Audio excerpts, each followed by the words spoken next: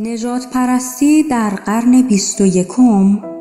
جوابش ساده است، بله، و این دلیل آشکار بر عدم وجود رابطه مستقیم بین پیشرفت مادی و انسانیت است. امروز بشر با تمام دستاوردهای مادیش هنوز این مسئله را درک نکرده است که اختلاف در نژاد دلیلی بر برتری یکی بر دیگری نیست. آیا واقعاً حداقل درک این که یک فرد در انتخاب نژاد خود مقصر نیست سخت است؟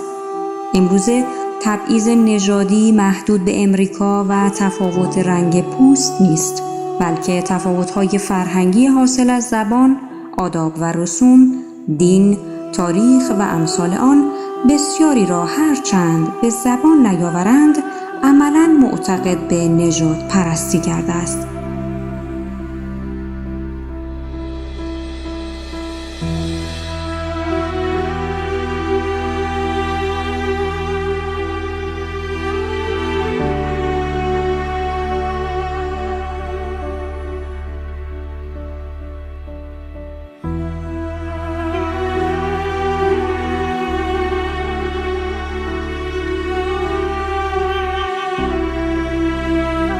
سید احمد الحسن فرستاده امام مهدی علیه السلام در این باره می‌فرماید: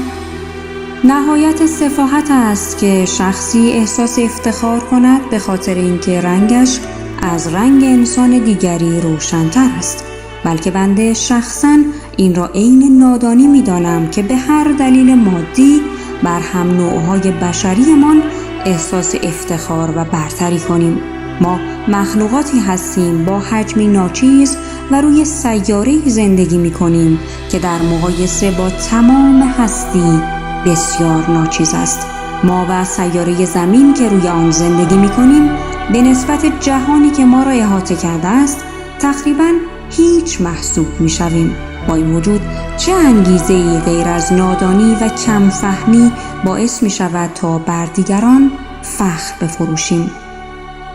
اگر برایت امکان پذیر بود که از خارج به ما نگاه کنی و بزرگتر از ما باشی، ما را فقط به صورت مجموعه های شبیه مورچگان می دیدی که در لانه های ناچیز زندگی می کنند که اسم آنها را کشور می گذارند و در زمینی زندگی می کنند که حجمش ناچیز است، به شیوه بیهوده و بی هدف و به خاطر هیچ با یکدیگر می جنگند و یکدیگر را می کشند. چه بسا این امر تو را به این نتیجه برساند که انسان را حقیر بشماری و او را موجودی خونخوار و بیهوده قلمداد کنی، علیرغم اینکه وسیله‌ای دارد که میتواند از جهت روحی و اخلاقی به حجمی بزرگ باشد که زمین و حتی جهان